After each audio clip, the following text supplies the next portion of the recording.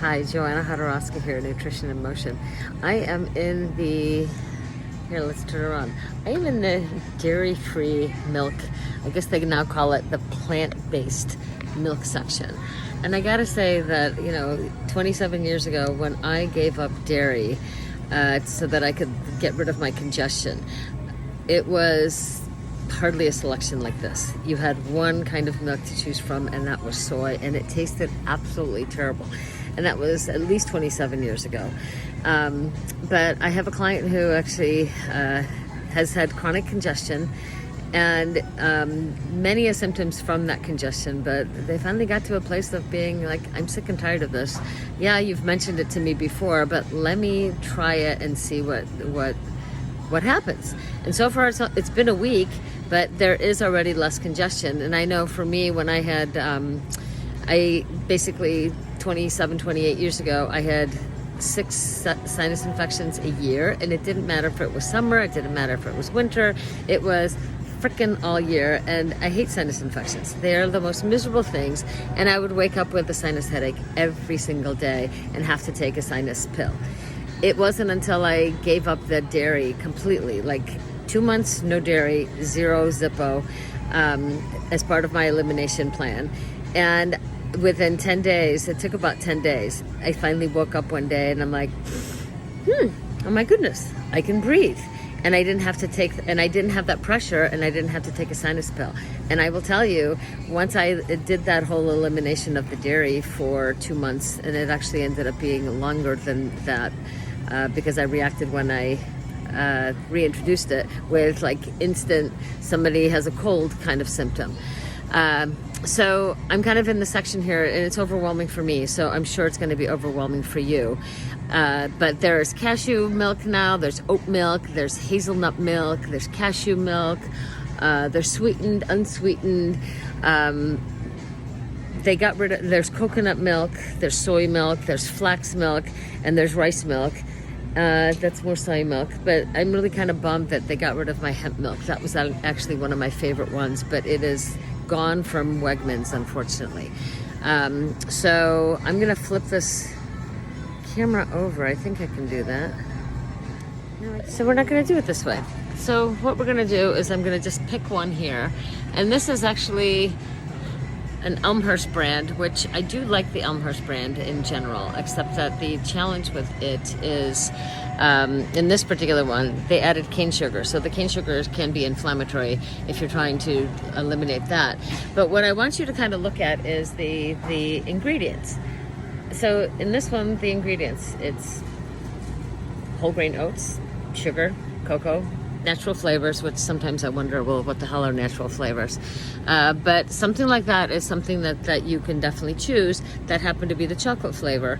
But they also make an unsweetened version as well. So you want to kind of look at the labels and find the ones that have the least amount of junk in it. Here's another one that's it's oat-based, which I do like some of the oat-based. So here's another one of the oat-based, since I'm sticking with oat. This is Pacific Foods vanilla. I think this is unsweetened, which is a good thing because there are some that are sweetened. And we're going to try to minimize the amount of sugar that we add. And if we want to be actually anti-inflammatory, we're going to not put sugar in it at all, but use something like maple syrup or honey. But here we have oats. Oat bran is a thickener, a little bit, 1% less of the gelling gum, which is a thickener. I'm not that big of a fan of all these extra additives, like the tricalcium phosphate. And yeah, maybe vitamin D is good, but vitamin D3 is better. So this one's, okay, but I wouldn't necessarily use that one. I mean, I would try it, but I'm not so sure. A couple weeks ago, I actually tried this Mooala oat milk, and I'm seeing that they also have a vanilla bean almond milk. So I might actually try this one this week. But let's take a look at this this Mooala oat-based, and look at those ingredients. It's gluten-free oats, oat milk, which is basically water and flour, and some coconut cream. That's it. And last percent, that's got a little bit of inulin, which is a fiber, and a prebiotic and a little bit of cinnamon. But I had this with my granola. Yes, I do eat granola every now and then, but this was really good in my granola. Not so good in my coffee because it's too thin. But I am this time going to try this almond-based milk, only from the standpoint that you want to rotate your milk. So this week I did oat milk. Next week I'm going to do almond. Maybe the week after I'll do oats or oats. I think that's the only oats there are. And who knows, maybe I'll even try the soy coconut. But, you know, look at the label, check out what the ingredients are, and oh my God, that's like has a zillion things that maybe some of them are good. And, you know, do I really need magnesium, calcium, and some selenium methionine in my coconut milk? Maybe that should be in other foods that I consume, and maybe it's there naturally. But I'm gonna go with the almond milk because that is something that I want to try. So if you have any questions about, you know, how to make your choices in the grocery store, it's sometimes, I mean, it seems like it should be rocket science, but it's not. And oftentimes it's extremely overwhelming.